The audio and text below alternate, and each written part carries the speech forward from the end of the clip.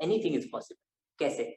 आप चाहते तो log 5 को log 10 से डिवाइड कर सकते हैं, log 15 को log 10 से डिवाइड कर सकते हैं। अगर ये log 5 बेस 10 है तो इसको आप कैसे बोल सकते हो? log 5 base 10। ये log 15 log 10 आ रहा है तो इसको भी क्या बोल सकते हो आप? log 15 बेस 10 बोल सकते हो ना। तो इसका मतलब अगर आपको वैल्यू सॉल्व करनी है, मतलब मान लीजिए वैल्यू निकालनी है, चाहे आप ई की वैल्यू पुट करके यहाँ पे निकालिए, चाहे बेस 10 पे की वैल्यू पुट करके निकालिए, सबके लिए आंसर सेम आएगा। क्योंकि अल्टीमेटली ये क्या होते हैं? रेशियोज होते हैं, तो कैंसिल आउट हो जाएंगे। भाई मैं log 10 काट दूं तो वापस यही बन जाएगा, ये बना है मतलब ये बन जाएगा, ये बना है मतलब ये बन जाएगा। तो इसी चीज को आप ऐसे भी लिख सकते हो, इसी चीज को आप ऐसे भी लिख सकते हो, ऐसे भी लिख सकते हो, ऐसे भी लिख सकते हो, सब तरीके अलाउड। ठीक। लेकिन ये सब तब काम आते हैं जब हम as a log as a chapter पढ़ रहे हैं। अभी हम लोग लॉग एज अ चैप्टर नहीं पढ़, अभी हम लोग को मात्र 3 चीजें लॉग में ध्यान रखनी होती हैं और उसी में हमारा पूरा चैप्टर कवर हो जाएगा, मतलब डिफरेंशिएशन, इंटीग्रेशन, बोथ है। तो जब भी आपको लॉग का इस्तेमाल करने को मिलेगा, आपको केवल 3 बातें करने को मिलेंगी इसमें। पहली चीज कि अगर किसी भी लॉग कहीं पे भी अगर लॉग में कहीं बेस लगा हुआ है ये, तो आप इसको अपॉन लिख सकते हैं। ठीक, नेचुरल लॉग बन जाएगा पहला।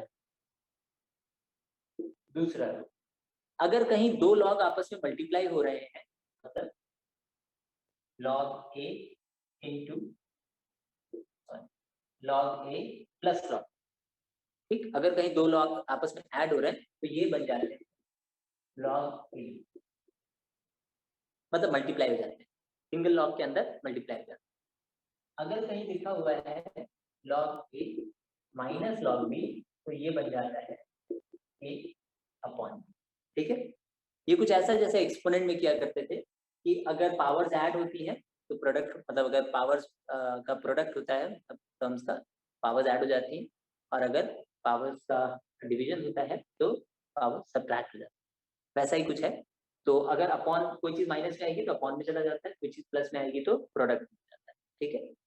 Third and the last thing, ये तो मतलब ऐसी लॉजिक बेसिक था। तीसरा जो सब मोर इम्पोर्टेंट पार्ट है वो है अगर लॉग बी की पावर ए है, ध्यान रखिएगा मैं कहाँ पे भी बता रहा हूँ, एंगल, अगर लॉग के फंक्शन के अंदर भी, अगर लॉग के फंक्शन के अंदर भी है और उस फंक्शन के अंदर जो लिखा हुआ उसकी पावर अगर ए है तो उसको हम लोग चाहें तो ए लॉग भी लिख सकते हैं,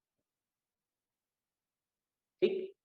यही सेम चीज आपको एम एन में पढ़ाया जाता है अक्सर, M N M N M plus N, तो आप एम एन में लिख लीजिए, कोई दिक्कत नहीं है, ये एम एन कर दीजिए, आपकी मर्जी, जैसे आपको याद रहे, मुझे कोई परेशानी नहीं, एनसीईआरटी एम एन में पढ़ाता है, आपको जो ठीक है, ठीक। तो ये कितना हो जाएगा एम लॉग, सबसे ज्यादा इंपॉर्टेंट ये लास्ट, वेरी इंपॉर्टेंट। क्यों? अभी पता चलेगा। जब भी किसी भी लॉग में जो भी टर्म पे लॉग लगा हुआ है अगर उसकी पावर में कुछ भी लिखा हो, ये एन कुछ भी हो सकता है, कोई फंक्शन हो सकता है, कोई पूरा टर्म हो सकता है, कोई पूरा पॉलिनोमियल हो सकता है, उससे कोई दिक्कत नहीं। ये पूरी कथा लिखी हो मुझे उससे कोई मतलब नहीं, बट जो भी चीज है ये उसके आगे है। मतलब अगर किसी पावर को आपको हटाना है, तो कोई अगर एक्सपोनेंट का टर्म है, अगर उसमें से आपको कुछ हटाना है तो अपने आप हट जाएगा अगर आपने लॉग लगाया। जैसे ही आप लॉग लगाएंगे वो पावर वाला टर्म अपने आप, ठीक है। क्या ये लॉग का रूल सबको समझ में आ गया? अब एक डिफरेंशिएशन से रिलेटेड टर्म याद रखिएगा कि जो आपने डिफरेंशिएशन पढ़ा हुआ है लॉग का, बहुत इंपॉर्टेंट है ये बात, वो डिफरेंशिएशन लॉग का आपने बेस ई का पढ़ा हुआ है। मतलब जो आप लॉग एक्स का डिफरेंशिएशन करते हैं वो बेसिकली जो 1/x आपको बताया जाता है वो बेस ई पे बताया जाता है। एक बार बोर्ड्स में क्वेश्चन आया है 2012 में, इसके बाद से नहीं आया, 2012 में एक बार क्वेश्चन आया था, उन्होंने कहा था डिफरेंशिएट log x बेस 10। अब याद रखने वाला अगर कोई बच्चा समझदार है तो 1/x लिख के बेवकूफी नहीं करेगा। क्यों नहीं करेगा? क्योंकि 1/x तो तब होता ना जब ये बेस ई पे दिया होता, या अगर कुछ भी नहीं लिखा होता तो हम बाय डिफॉल्ट क्या मानते हैं कि भाई बेस ई है, तो यानी यही चीज लिखी हुई है, हम डिफरेंशिएट कर देते, log a से डिफरेंशिएशन 1/x होता है, करेक्ट आंसर है। But because of this log base 10 सवाल बदल गया। अब सवाल कैसा हो जाएगा? अब सवाल जो है तो पहले मुझे इसको बेस ई पे लाना पड़ेगा, यानी पहले मुझे क्या करना पड़ेगा, log x अपॉन log 10, अब बेस खाली हो गया, इसका मतलब अब ये बेस की क्लास, ठीक। अब ये जो चीज है, this is acting as a constant multiplied by a variable, और डिफरेंशिएशन में कांस्टेंट क्या काम करता है, बाहर निकल आता है। तो आपका ये जो 1/log 10 है, ये बाहर आ गया, और डिफरेंशिएट आपने किसको किया, log x को, और उसका डिफरेंशिएशन क्या हुआ, तो ध्यान रखेंगे कि जब भी log का डिफरेंशिएशन होगा वो हमेशा बेस ई पे ही होगा। अगर कुछ भी नहीं मेंशन है तो बस बेस ई है, फिर आपको उसमें नहीं सोचना। बट अगर कुछ बेस लगा दिया उसने, जैसे अगर उसने यहीं पे log x बेस 5 बोल दिया, तो आपको पहले 1/log 5 बाहर निकालना पड़ेगा, फिर log x आपको डिफरेंशिएशन करना पड़ेगा, दैट विल बी 1/x, मतलब आंसर आएगा 1/x log 5। अगर आपने ये नहीं किया तो इसका मतलब गलत हो गया आपसे। 1 नंबर का सवाल था, और ये उसी पेपर में आया था जो मैंने लिया, मेरे साथ आया, इसलिए मुझे याद रहता है हमेशा। और वहां गलती हो सकती थी, बिल्कुल हो सकती थी, बहुत लोगों से हो सकती थी। तो इसलिए मतलब ध्यान रखेंगे कि कभी भी भावनाओं में नहीं बहेंगे, और रफ्तार में, मतलब है ना, गूगल पे का आपने ऐड देखा होगा, जल्दी करें, जल्दबाजी नहीं, है ना, वरना देवता हो जाए, ऐसा मत करिए। तो इसका पार्ट खत्म, लॉग का सारा गेम खत्म, इतना ही था लॉग के बारे में जो आपको जानना था। इससे ज्यादा आपको लॉग के बारे में जानने की जरूरत नहीं पड़नी चाहिए। एटलीस्ट आप जितना क्वेश्चंस करेंगे उसमें तो आपको नहीं पड़ेगी। अब जरा छोटी चीजें समझ लेते हैं कि आपके कोर्स में लॉग का क्या है। अगर आपको मैं डिफरेंशिएशन करने के लिए दे दूं 2 टर्म का, 3 टर्म का प्रोडक्ट, 4 टर्म का प्रोडक्ट, कोई दिक्कत नहीं, आप प्रोडक्ट रूल लगाना स्टार्ट करो, ठीक है। मोस्टली लोग यही करेंगे, प्रोडक्ट रूल लगाएंगे। अब मैं एक काम करता हूँ, मैं आपको एक डिफरेंशिएशन देता हूँ, सब कुछ करिए। मैंने लिखा sine x, sine 2x, sine 3x, sine 4x, मैंने इसको डिफरेंशिएट कर। अब अगर आप इसको प्रोडक्ट रूल से डिफरेंशिएट करने जाएंगे तो इसको छोड़ेंगे, मतलब इसको अगर डिफरेंशिएट कर रहे हैं तो 3 छूटेंगे, फिर इसको करेंगे 3 छूटेंगे, फिर इसको करेंगे 3 छूटेंगे, लाइक वाइज चलता रहेगा। अब ये सिलसिला तो अपने आप में बहुत लंबा हो गया, कितना लंबा चौड़ा स्ट्रेच है। बट अगर मैं कुछ अपना ऐसा कॉन्सेप्ट यूज करूं जो मेरे पास सामने विजिबल हो, जरा ध्यान दीजिए।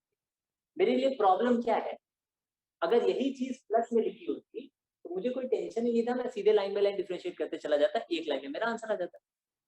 Because the question is given in product, that is my problem. क्या कोई ऐसा तरीका है जिससे कि मैं प्रोडक्ट को सम में ला सकता हूँ? आई गेस है मेरे पास। यहाँ देखिए, अगर प्रोडक्ट हो तो वो चीज क्या बन जाती है, सम बन जाती है। सो क्या ये पॉसिबल है कि मैं यूज कर लूं? पॉसिबल है। मैंने यहाँ पे क्या किया, log. Now my problem is कि लॉग अगर मैं अपने मन से लिख दूंगा तब तो क्वेश्चन गलत हो गया, क्योंकि लॉग मैं अपने मन से लिख नहीं सकता। तो मैं क्या करूंगा, बैलेंस करूंगा। तो अगर मैंने एक साइड पे लॉग लिखा है तो दूसरी साइड अपने आप मुझे लॉग दिखाना पड़ेगा। तो यानी अगर मैंने इधर लॉग में लिया तो मुझे इधर भी log sine sine 2x, sine 3x, sine 4x, समझे? अब as per the rule of logarithm मुझे क्या मालूम है कि लॉग ये सारे प्रोडक्ट हैं। जैसे ही मेरे को प्रोडक्ट में मिलेंगे ये सब एज पर दिस, अगर m into n लिखा था तो log m plus log n बन जाते हैं।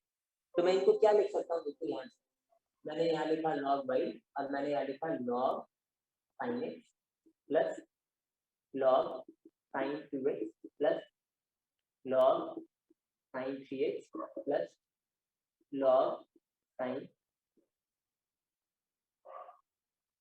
आप नोटिस करेंगे बहुत बड़ा चेंज हो गया।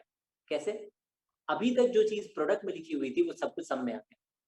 अब अगर सम को मैं डिफरेंशिएट करने जाऊंगा तो मैं डायरेक्ट डिफरेंशिएट कर दूंगा, मुझे कुछ और सोचने की उसकी जरूरत नहीं। कैसे? log y का डिफरेंशिएशन बताइए क्या होगा, 1/y, बेस तो कुछ है नहीं चक्कर, तो इसका मतलब वही रहेगा 1/y, और y का dy/dx, ठीक। log sin x का डिफरेंशिएशन वाला क्या होगा? सो नहीं बेटा, जागो। log sin x का डिफरेंशिएशन बताओ, चेन रूल। सर कुछ बता रहे हैं, थोड़ी देर बाद बताएं। क्या? हाँ सर। जबरदस्त नींद आ रही ना, कोई बात नहीं वाला। नेहा log x का डिफरेंशिएशन log sin x का 1 by sin x very good और cos x आ जाएगा ना सर साथ में। बेटा ये log sin x है तो ये 1 by sin हो गया, ये केवल log का डिफरेंशिएशन हुआ, अभी sin का तो बचा हुआ है ना, cos sin x का x डिफरेंशिएशन क्या होगा cos x cos x, cos इसका मतलब 1 by sin x into sin x का फिर कितना हो गया cos x। तो मैं ऐसे ही सब में करने जा रहा हूँ, प्लस अब देखिए log sin 2x वाला 1 upon sin 2x और ऊपर क्या लिखें